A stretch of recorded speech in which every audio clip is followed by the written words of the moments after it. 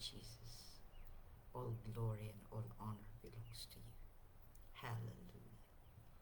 Thank you, Heavenly Father. Thank you, Lord Jesus. Thank you, Holy Spirit of the living God. Magandang umaga po sa lahat ng mga kapatid sa Panginoon sa Mighty Warriors Christian Fellowship. Magandang umaga sa QICM sa Doha at ang mga Reyes Dizon families nandyan pa rin sa Doha at sa lahat po na nakikipag-aral sa amin at na-forward ito sa inyo o na-share. Good morning po at welcome sa ating pag-aaral. Napakainam po na tayo ay mag-aral sapagkat iyan ang makatutulong sa atin ng mamuhay ng matuwid at banal sa kanyang harapan. Yan, good morning, Sister Tess UC. Tayo po ay manalangin na naggagalak kami, Panginoon, sa lahat ng biyaya at pagpapala mo na inihanda para sa amin sa araw na ito. Mapurihan ka, maparangalan ka sa aming pag-aaral. Salamat sa banal na Espiritu na nagtuturo sa amin sa lahat ng aming gagawin dito sa lupa bilang mananampalataya. Salamat sa iyo, Amang Diyos. Salamat sa lahat ng bagay na iyong pinagkakaloob at pinagkakatiwala sa amin sa pangalan ng Panginoon Kristo. Amen. Amen. Yan, good morning din. Isa na naririto sa Sydney at yung isa naman ay nasa Pilipinas. Magandang umaga sa inyo. So, ngayon pong araw na ito ay ating pag-aaralan, itinatago ba? Yan po ang tanong, no? Itinatago ba ng Diyos ang kanyang plano para sa buhay natin? Minsan po, iniisip ng marami, paano kung malalaman kung anong gusto ng Diyos sa akin? Diba? Madalas yan ang ating tanong. Paano kung malalaman kung ano ang kalooban ng Diyos para sa akin? Paano ko itong matututunan? O anong paraan ng aking gagawin para ito ay maisakatuparan? Alalahanin po natin ang ating Diyos na napakabuti niya. Gustong-gusto niya talaga na ipaalam sa atin kung ano ang kalooban niya. Tayo lamang ang nagkukulang sapagkat hindi tayo nakikinig at hindi rin tayo naghahanap. Ang sabi ng Panginoon, kung hahanapin natin siya ng buong puso, matatagpuan natin siya. Diba? Alam po natin yan. Dito po sa Book of Jeremiah, chapter 29, verse 11 and verse 12, diba? Pumunta po muna tayo doon bago tayo pumunta sa topic. Ayan. Jeremiah chapter 29, verse 11 and 12. Sabi niya, ako lamang ang nakakaalam ng mga panukalang inihahanda ko para sa ikabubuti ninyo at para dulutan kayo ng pag-asa sa hinaharap. Kung maganap na ito, kayo'y tatawag, lalapit at dadalangin sa akin at diringgin ko naman kayo. Ako'y hahanapin ninyo't masusumpungan kung buong puso ninyo akong hahanapin. Yan. Good morning, Sister Jean V. Almario and Sister Norma Limon. Ang binabasa ko po, kababasa ko lang ay Jeremiah 29 from verses 11 hanggang verse 13. Tingnan niyo po dito. Ako lamang, ang Diyos ang nagsasalita. Ako lamang ang nakakaalam ng mga panukalang inihanda ko para sa ikabubuti ninyo. So, mayroon talagang panukala, mayroon talagang inihanda ang Panginoon para sa atin. Sinabi na niya. Sabi niya, puro mabuti yon sa ikabubuti ninyo. Sabi niya, para dulutan kayo ng pag-asa sa hinaharap. Dito po nagsasalita ang Diyos sa mga Israelita na napadpad sa Babylonia. Pero maaari din natin kunin ito sapagkat sa bawat tao ay meron din talagang panukala. May plano ang Diyos para sa buhay natin dito sa lupa. Tapos sabi niya, kung maganap na ito, ibig sabihin nun yung pananatili nila doon sa Babylonia for 70 years. Sabi niya, kung maganap na ito, kayo'y tatawag, lalapit at dadalangin sa akin at diringgin ko naman kayo. Yun ang sabi niya. Ako'y hahanapin ninyo at masusumpungan kung buong puso ninyo akong hahanapin. Ito na naman po, conditional na naman ito. Maipapahayag ng Diyos sa atin ang kanyang plano para sa atin, hindi lamang sa bansang Israel, kundi para sa bawat buhay natin. Kapag talagang sabi niya, ano ang sinasabi niya sa atin? Tawag tayo sa kanya. Tatawag tayo. Lalapit. Dadalangin. Ang sabi ng Panginoon, diringgin ko naman kayo. Tapos sabi niya, ako'y hahanapin ninyo at masusumpungan kung buong puso ninyo akong hahanapin. Buong puso. Hindi mo lamang gustong malaman kung anong gusto ng Diyos. Pagkatas bahala ka na kung anong gagawin mo. Hindi ka niya iiwanan. Kapag ang plano ng Diyos, kasama siya palagi. Hindi mo siya iiwanan. At hindi ka rin niya iiwanan. Kaya nga sabi niya, dalhin natin ang kanyang pamatok. Dalawa. Sa bawat isang tao, dalawa kayo. Ang Panginoon at ikaw, ang lalakad, ang buhay natin ay kasama lagi ang Panginoon. Always two. Siya at tayo. So sabi niya, tatawag tayo, we have to call. Lalapit tayo, dadalangin. Sabi niya, diringgin ko kayo. Pakikinggan ko kayo, sabi niya. Ako'y hahanapin ninyo at masusumpungan kung buong puso ninyo akong hahanapin. So may pasubali, conforme sa atin. Kung talagang hinahanap natin ang kalooban ng Diyos, sasabihin niya yun sa atin. Hindi niya ito ipagkakaila. So balik tayo dun sa topic natin. Kasi kung minsan ang inaakala ng tao, hindi ko alam ang plano ng Diyos sa buhay ko. Ano, papaano, gaano, kailan, ano. Ang dami nating tanong. So, ipayapa natin ang ating puso. Ang sabi ng Panginoon, sinabi na niya, diba? Sinabi na niya sa atin, tawag ka, lapit ka, manalangin ka. Sabi niya, kapag hinahanap natin siya ng buong puso, malalaman natin kung anong kalooban niya. Hindi po itatago ng Diyos ang kalooban niya para sa atin. Gustong-gusto nga niya at gigil na gigil nga siyang magsabi sa atin kung ano ang gusto niya para sa buhay natin. Kung ano ang plano niya, kung paano tayong mamumuhay ng matagumpay. At hindi tayo parang elevator, minsan mapataas, minsan mapababa. Minsan lilitaw, minsan wala. Constant, tuloy-tuloy lang. Kaya sabi niya, di ba, sabi niya, kung mananatili kayo sa akin, I am the vine, you are the branches. Yan naman ang inexplain ng Panginoon sa Bagong Tipan, sa Book of John. Sabi niya, kung mananatili ka sa akin, at ang mga salita ko ay mananatili sa iyo, mahihingan mo ang iyong maibigan at ibibigay ko. That is called the master key of prayer. John chapter 15, verse 7. Gusto ng Panginoon, mananatili tayo sa Kanya. Mahigpit. Hindi tayo mag-iisa, hindi tayo kakaliwa kakanan on our own. Hindi natin ipipilit din kung ano ang gusto natin. Hindi pwedeng ipilit. Mayroong takdang panahon, inihanda ang Diyos para sa atin. Sabi nga, madalas nating nababasa, He's never late. Hindi naman siya nauuna, hindi naman siya nahuhuli, always on time. Yan po ang kailangan nating So, balik tayo dun sa tanong, itatago ba ng Diyos ang kanyang kalooban sa atin kung hinahanap natin siya? Definitely no. Hindi niya itatago sa atin ang kalooban niya.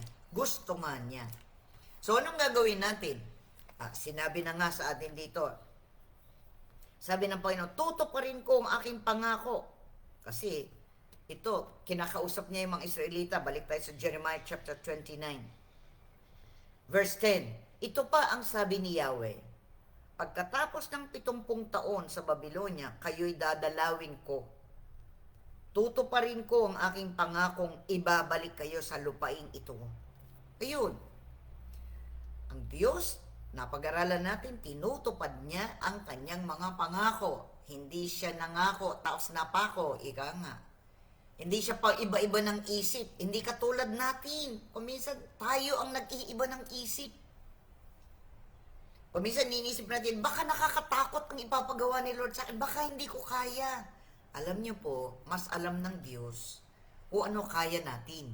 Siya nga ang lumalang sa atin. Siya ang nagdala sa atin dito sa lupa. Kung ano ang lahi natin, kung anong pamilya na nandoon tayo, itinakda na ng Diyos iyon. Itinakda na niya, even before the foundation of the world.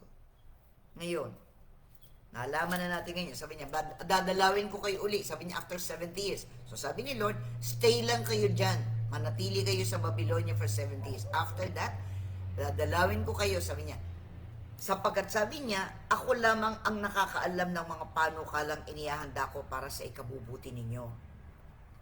At para dulutan kayo ng pag-asa sa hinaharap. Yun. Ang binasa ko po, balikan nyo uli, pagbulay-bulayin yun. Jeremiah chapter 29, verses 10 hanggang verse 13. Tapos, yung verse 14, Jeremiah 29, verse 14, oo, sabi niya, oo, ito siniguro pa niya, oo, ako'y matatagpuan ninyo, sabi ni Yahweh, at ibabalik ko ang inyong mga kayamanan. Titipunin ko kayo mula sa lahat ng bansa at puok na pinagdalhan sa inyo at ibabalik sa dakong minulan ninyo bago kayo nabihag. So sabi ng Panginoon, oo. He said yes. Minsan po, hindi ko po alam kung paano tayo nahihirapan. Minsan sinasabi ng mga tao, ang hirap namang sumunod kay Lord. Sabihin ko po sa inyo, hindi. Ang nagsasabi lang na mahirap, ay kayo na rin, pero hindi ang Diyos. Sabi niya, ang ibibigay ko sa iyo, yung gusto ko para sa iyo. The best yan. Huwag tayong mag-alinlangan pagdating doon. Sapagkat ang sinasabi niya ay matuwid at banal. Hindi niya tayo lilinlangin. Di ba maraming mga tao, pwede kang linlangin, ang daming pangako, pagkatapos naman mapapahamak ka. Hindi po ganyan ang ating Diyos. Kaya nga siya ang Diyos. Siya ay Diyos ng katotohanan. Siya ay Diyos na matuwid. Siya ang Diyos na banal. Yes, tignan nyo, basahin ko lang po dito. For I know the plans I have for you. This is the Lord's declaration. Plans for your well-being, not for your disaster. To give you a future and a hope. You will call to me and come and pray to me, and I will listen to you. You will seek me and find me when you search for me with all your heart. I will be found by you. This is the Lord's declaration. And I will restore your fortunes and gather you from all the nations and places where I banished you. This is the Lord's declaration. I will restore you to the place from which I deported you. So binasa ko na po lahat ito. Pagbulay-bulayin nyo uli mamaya, Jeremiah 29 from verse 10 hanggang verse 14. Ayun, sabi niya, I will restore. So kung ano mang bagay na wala, babalik ko sa inyo, sabi niya. Bakit niya sinabi yan? Alam naman natin ang kwento ng mga Israelita. Matigas din ang ulo, katulad din natin. Sila ang bayan ng Diyos, nakipagkasundo sila sa Diyos, siya lang sasambahin. Pero anong ginawa nila? Nagkaroon sila ng Diyos-Diyosan. Sumamba sila. Gusto nilang gumaya sa mga tao sa kapanahunan nila. Una yun, pagsamba ng Diyos-Diyosan, sabi ng Diyos, sabi ng Panginoon, walang ibang Diyos kundi siya. Huwag gagawa ng anumang rebulto, huwag gagawa ng anumang mga litrato o ano. Hindi natin maikukumpara ang Diyos sa mga bagay na yun. Kaya nga sabi niya, huwag yun. Hindi yun. I'm a spirit. They that worship me must worship me in spirit and in truth. Sa Espiritu at sa katotohanan. The Spirit is the Holy Spirit and truth ay ang salita niya na binibigay niya para sa lahat ng tao. Diba? Ngayon, idolatry, number 1 yan. Pangalawa is unbelief, kakulangan ng pananampalataya sa Diyos. Pinagdududahan nila lagi ang Diyos kung tama ang ginagawa niya. Para bagang sinasabi nila, mas tama ang gagawin namin. Hindi po. Totoo yun. Magkakamali-mali ang buhay natin. Magkakawasak-wasak. ay luluha ng hindi lang garapon, baka yung napakalaking lalagyan sa lahat ng mga pagluha natin. Bakit? Sa katigasan na ng ulo natin, ayaw natin sumunod. Akala natin pinipigilan tayo. Akala natin killjoy ang ating Panginoon.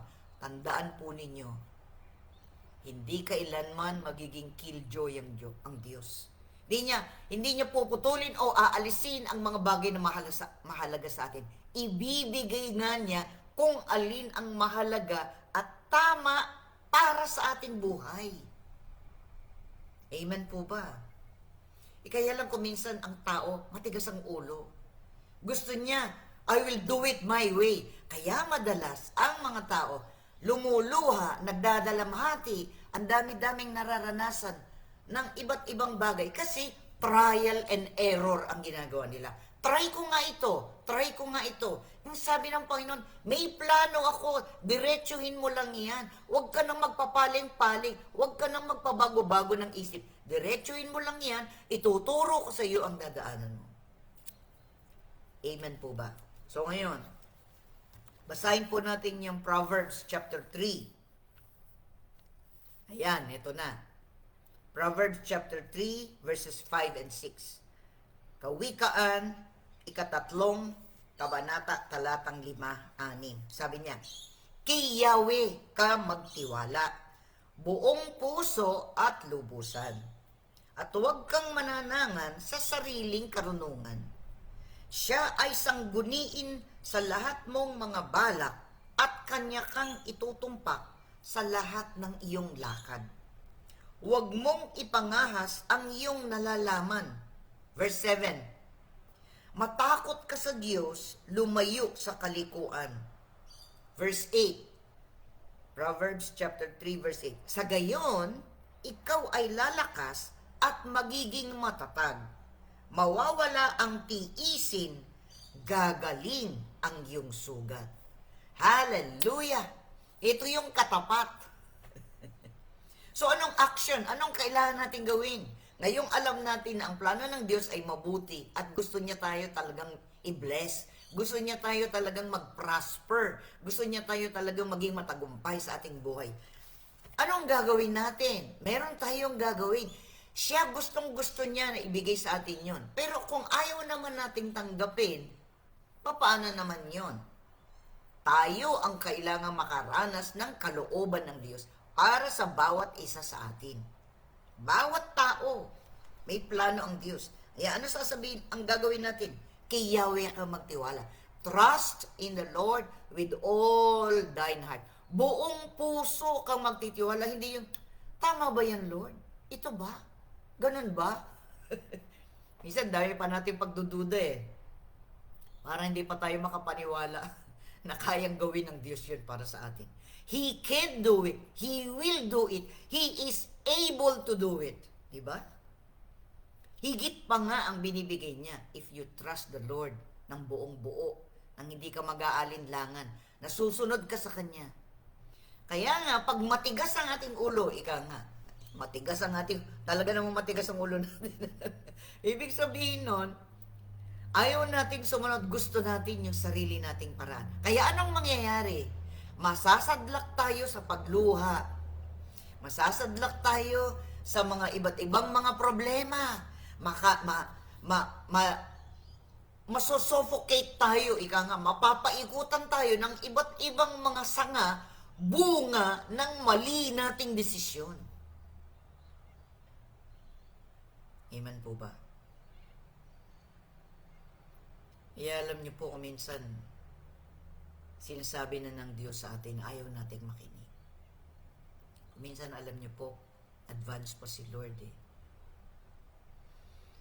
Minsan may plano tayo. Pero, tinanong na ba natin yun sa Panginoon? Itinalaga na ba natin yun sa Kanya? Kung minsan, magtatanong ka man, pero meron ka ng ibang idea sa isip mo. Meron ka ng ibang idea kung anong gusto mong gawin. Pero pati yun, isang guni mo. Lord, naisip ko po. Sabihin mo, naisip ko po ganito. Lord, naisip ko ganito. Yun ba yun? Tanong mo nang mabuti. Sabi niya, lumapit ka. Manalangin ka. Di ba? Yun ang sabi niya. Sabi niya doon sa Jeremiah 29, di ba? Ano sabi niya? Malinaw, no? Malinaw. Hindi malabo ang Diyos. Hindi man. Sabi niya,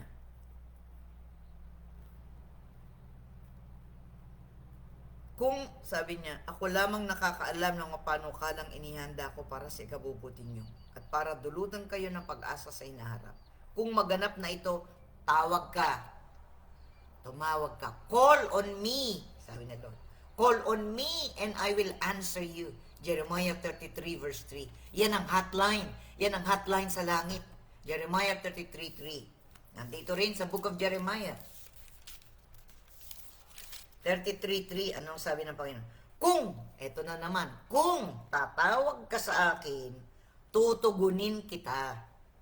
At ipahahayag ko sa iyo ang mga bagay na mahiwaga na hindi mo nauunawaan. Ako si Yahweh, ang Diyos ng Israel, ang nagsasabi nito sa iyo. Ayun. Ayan nga, no? Tigas ng ulo natin eh. Minsan kung tatawag ka sa akin, tutugunin kita. Call on me and I will answer you. At ipahayag ko sa iyo ang mga bagay na mahiwaga na hindi mo pa naunawaan. Call on me and I will answer you and I will show you great and mighty things. Tingnan niyo po yan. Great and mighty things. Great and mighty things. Kahanga-hanga po ang Panginoon. Hindi po siya nagsisinungaling. Call on me. Tumawag ka. Kanino ka ba tumatawag? Baka sa cellphone, kung sino-sino ang tawag. Anong gagawin? Anong gagawin? Hindi po ganun. Tawag ka kagad sa Panginoon. Lord, ano ba? Paano po? Ano po bang gagawin? Anong iisipin? Pati na yung iisipin mo, isang guni mo sa Kanya. Kasi binigyan tayo ng kaisipan ng Diyos. So we can decide. Pwede naman tayo magdesisyon. Pero kung isasanggunin natin lahat sa iyo, ilalagay niya sa ating kaisipan, ipakikita niya sa mga sitwasyon ng ating buhay, sa kanyang salita, kung ano ang gagawin natin. Kaya kung minsan, nag-aalinlangan tayo. Hindi lang minsan, madalas. Nag-aalinlangan tayo. Kaya nga, hindi matupad-tupad ng Panginoon ang gusto niya sa buhay natin. Kasi, ipinagpipilitan natin ang gusto natin. Ngayon, balik tayo uli sa Proverbs chapter 3. Proverbs chapter 3 verse 5. Kay Yahweh ka magtiwala, buong puso at lubusan. Huwag kang mananangan sa sariling karunungan. Siya ay sangguniin sa lahat mong mga balak at kanya kang itutumpak sa lahat ng iyong lakad. Huwag mong ipangahas ang iyong nalalaman. Matakot ka sa Diyos, lumayo sa kalikuan. Sa gayon, ikaw ay lalakas at magiging matatag. Mawawala ang tiisin, gagaling ang iyong sugat. Sa ibang translation po, yung Proverbs chapter 3, yung sabi niya in verse 6, diba? Basahin ko na po sa English. Proverbs chapter 3 from verse 5. Trust in the Lord with all your heart and do not rely on your own understanding. In all your ways, know Him, and He will make your paths straight. Don't be wise in your own eyes. Fear the Lord and turn away from evil. This will be healing for your body. Tingnan niyo po, kapag nakasusunod tayo sa Panginoon, magiging kagalingan pa ito sa ating katawan. Kaya tanungin natin ang Panginoon, bakit ka nagkakasakit? Sabi niya, this will be healing for your body and strengthening for your bones. Pati buto. Wow, napakabuti talaga ng Panginoon. Strengthening of your bones. Pero meron ka pa rin mababasa dito eh. Doon po sa verse 9. Si Yahweh ay handugan mo bahagi ng kayamanan, pinakamainam na ani mo sa kanya ay ibigay. Sa gayon, kamalig mo ay lagi ng aapaw, sisidla ng inumin ay hindi nga matutuyuan. Pati na yung ating finances, pati na yung ating trabaho, yung sweldo natin. Ano sabi ng Panginoon? Kapag binless ka niya, pag pinagpala ka niya, sumusunod ka sa kanya, sabi niya, handugan mo ang Panginoon bahagi ng iyong kayamanan. Pinakamainam na ani mo sa kanya ibigay. Sa gayon, kamalig mo ay lagi ng aapaw, sisidlan ng inumin ay hindi nga matutuyuhan. Yan ang sikreto ng buhay. Kaya sa bagong tipan, sabi ng Lord, seek ye first the kingdom of God and His righteousness. Ang kaharian ng Diyos ang unahin mo muna. Ano ba ang will mo, Lord? Ano bang magagawa ng buhay ko? Ano bang contribution ko? Ano ba ang magiging pakinabang ng buhay ko para sa aking pamilya, sa aking komunidad, sa aking mga neighborhood, sa aking mga kaibigan? Ano ang pakinabang ng buhay ko? Gusto ko maging pakinabang ang buhay ko, magbigay ng kapurihan sa iyo at magiging pakinabang ang buhay ko sa mga tao na nakapaikot sa akin. Hindi ako magiging bigatin ng ibang tao. Hindi ako pasan-pasan ng iba. Amen po ba? Gusto natin na tayo maging blessing. Gusto natin na tayo maging pagpapala sa ibang tao. Na kapag nakikita nila tayo, natutuwa sila sa atin. Makita pa lang nila tayo, natutuwa na sila. Di po ba? Di po ba? Eh sabi niya, kapag hinahandugan natin ang Panginoon, lalong aapaw yun. Seek ye first the kingdom of God. Yun. Dito sa Proverbs, sinabi na sa atin, si Yahweh handugan mo, bahagi ng kayamanan, pinakamainam na ani mo sa kanya ibigay. Sa gayon, kamalig mo ay lagi ng aapaw, sisidlan ng inumin ay hindi nga matutuyuan. Sa bagong tipan, seek ye first the kingdom of God and His righteousness, and all these things, ano man ang kailangan mo, shall be added unto you. So there is God's part, there is our part. And what will be the result? We will be blessed all the days of our lives. So, tandaan natin, hindi itatago ng Diyos ang kalooban niya para sa bawat isa sa atin. Bubuksan niya yan, sasabihin niya yan, ipaaalam niya sa atin yan. Yan, napakabuti po ng Diyos. Ako po ay isang testimony na ng ganito. Sapagkat mula po nung nakilala ko ang Panginoon bilang sariling tagapagligtas, binago ko lahat, everything. Mga pangarap ko, I laid them all down. Tinabi ko lahat. Sabi ko, Lord, gusto ko yung plano mo. What is your plan for my life? Anong gusto mo, Lord? What will I be? Kung ano ang magiging gusto mo. Diba maraming mga tao ang umaawit yung awit noon, que sera. Whatever will be. Yan ang palagi nila. Di ba? Que sera. Kaya nagkakasira-sira eh. Whatever will be. Hindi po. Whatever will be, hindi. It is the steps, sabi ng Panginoon, ang lakad mo, the steps of a righteous man are ordered by God. Ang hakbang ng mga taong matuwid ay inihanda na ng Diyos para sa kanila. Lagi ko pong sinasabihan, the steps of a righteous man are ordered by God. Bawat hakbang natin, inihanda na ng Diyos. Saan ka humahakbang? Sa iba? Sa plano mo? Kung ano sabi ng ibang tao? O ang sabi ng Diyos? Hindi niya itatago sa atin. He will not hide His will for our lives. Kaya nga po, talagang nakita ko po yun sa aking buhay. One semester before graduation na I met the Lord in college. Nagbago lahat. But I love the result. Ngayon ko po na-realize, kaya nga sa aking pagtuturo, sinasabi ko ng matuwid. I've been with the Lord for 48 years. Mapagdududahan ko ba siya? He's been with me all my life. Kaya nga yung awitin doon, all my life, you have been faithful. All my life.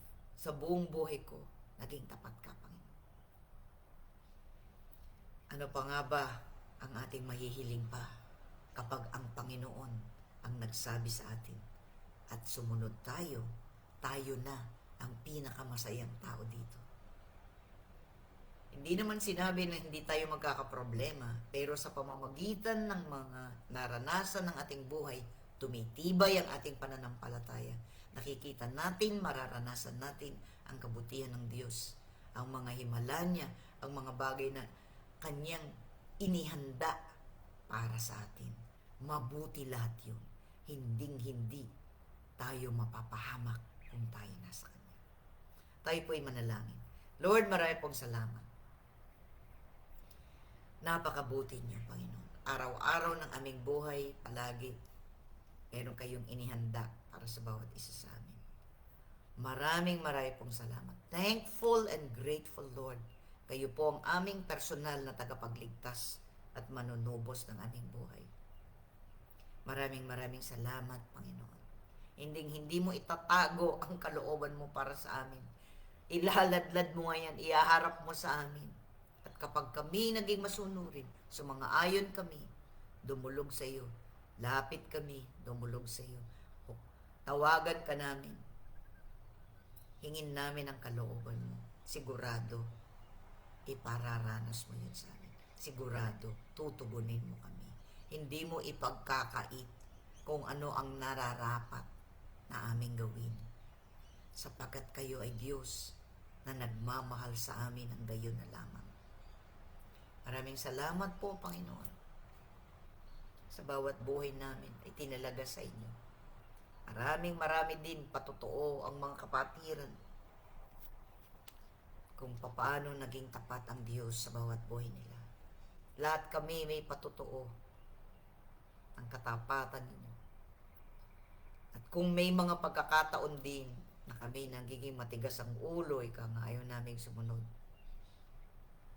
gagawa ka pa rin ng paraan upang sa ganon ay magbalik kami sa tamang landasin. Maraming salamat sa katiyagaan mo sa bawat isa sa amin, Lord. Maraming salamat. Maraming salamat. Kulang po ang aming mga salita para ipahayag sa inyo ang lahat ng pasasalamat at pagdakila sa kabutihan mo, sa katapatan mo, sa pag-ibig mong hindi magmamaliw, hindi nagbabago. Salamat sa kagalakan, salamat sa kapayapaan, salamat sa bunga ng banal na Espiritu. Patience, kindness, goodness, faithfulness, meekness, self-control. Aside sa iyong ibinigay mo, love, joy, and peace. Kompleto ka kung magbigay, Lord. Hindi pira-piraso, hindi unti-unti. We have to walk by faith and not by sight. Sa iyong kapurihan at kaluwalhatian, Panginoon, sa pangalan ng aming Panginoon Kristo at sa kapangyarihan ng banal na Espiritu. Amen at amen. Receive it. God's plan for you. Claim it, declare it, confirm it. You love, you want the will of God in your life. Be blessed and receive your healing. Receive your answers to prayers. Receive anything you need for life and godliness. In Jesus' name, in the name of the Lord Jesus Christ, and by the power of the Holy Spirit, the Father will be glad if you claim and receive and decree His will for your life and for your family and loved ones. God bless you po, and I'll see you next week for our next topic. Salamat sa inyo na nandiyan. Salamat sa inyo na nakipag-aral ngayong umaga. Sister Norma Liman, Sister Jean V. Almario, Sister Evelyn Oblea. Yan, salamat sa inyong lahat.